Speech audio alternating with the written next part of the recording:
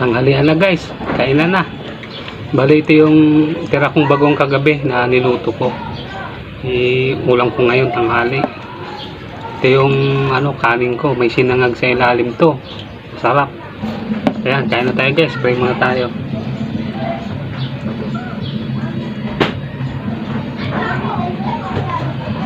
Amen.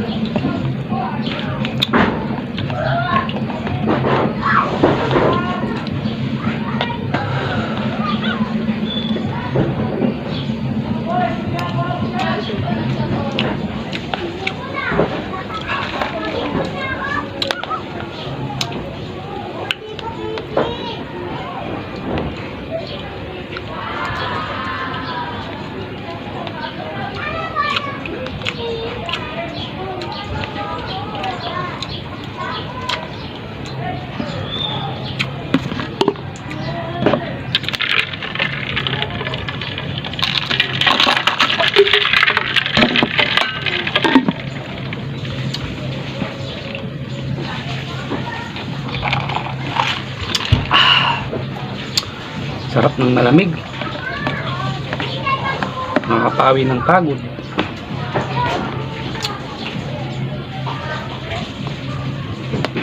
Yung kamatis guys, oh. Kamatis.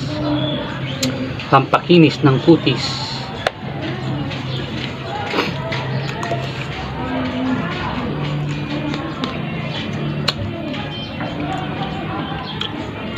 Yung lasa ng bagong hindi siya maalat.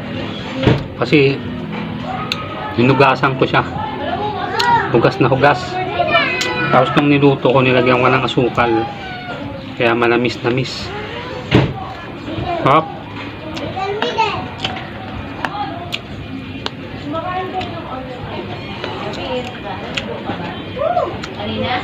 Masarap din tong sinangag.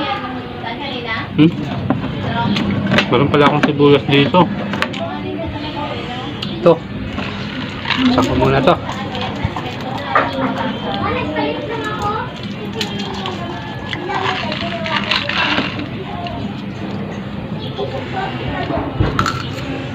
Hindi tayong kutsilyo guys. Ngipin na lang.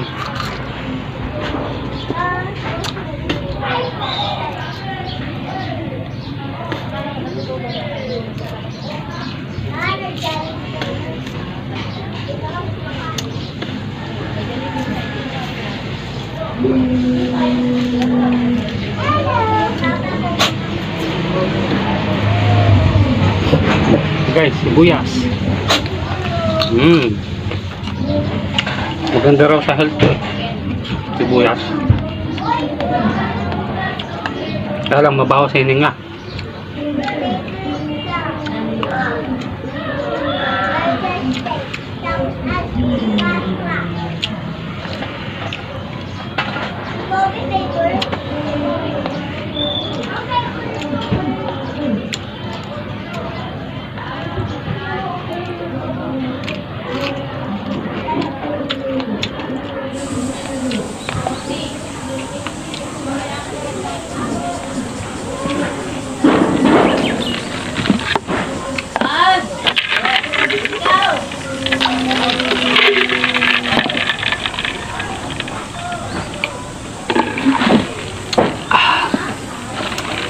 Sarap.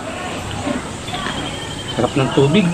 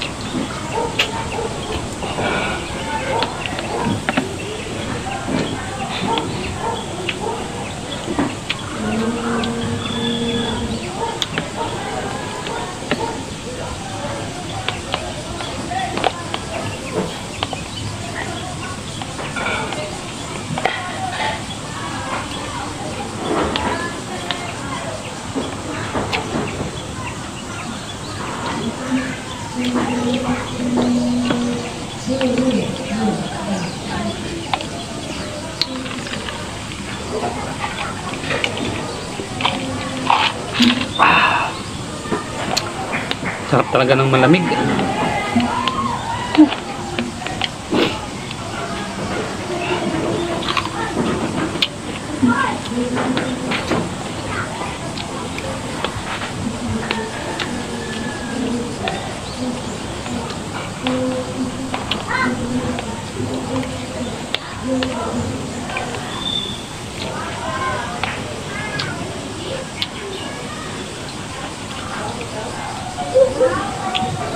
Sibuyas.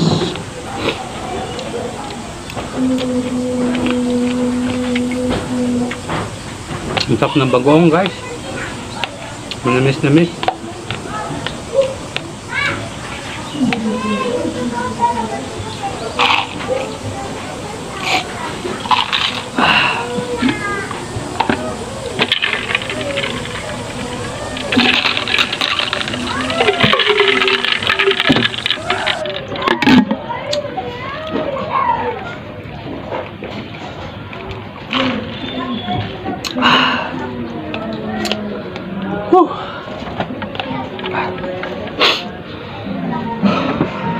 Tanggal ng pagod ang malamig na tubig.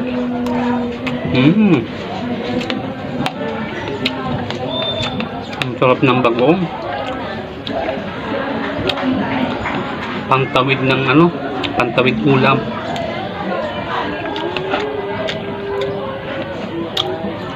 Tipid pa.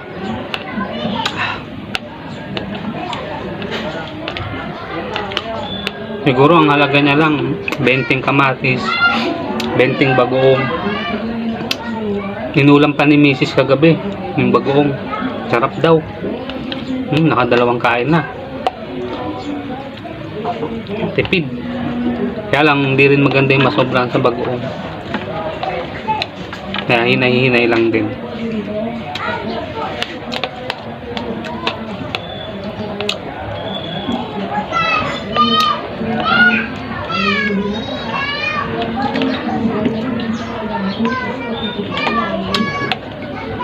Tapos may malamig na tubig.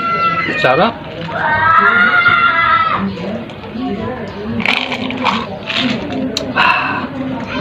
Sarap talaga ng malamig, guys.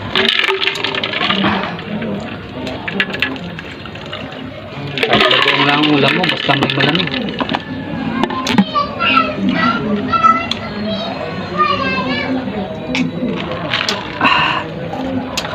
To the hagod.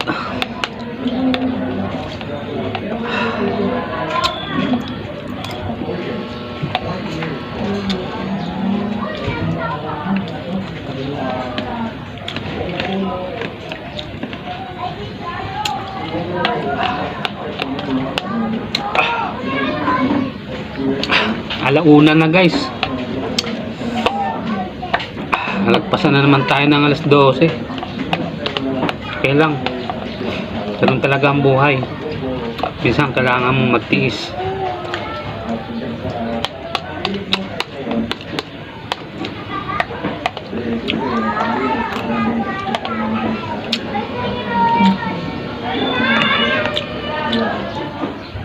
Sarap. Simpleng ulam lang pero masarap. Sulit. Susunod, guys, pag mayaman na ako, gulay pa rin ang kakainin ko at bagoong. May konting karne. Kunti lang.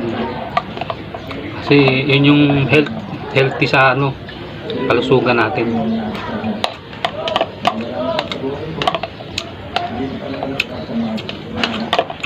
Kung yayaman.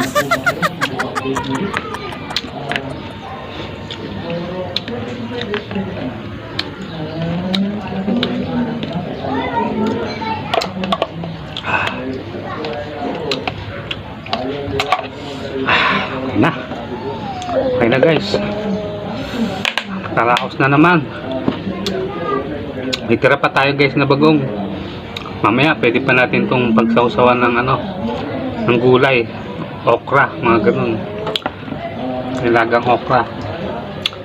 Okay na, guys. Thank you sa panunod. Ay.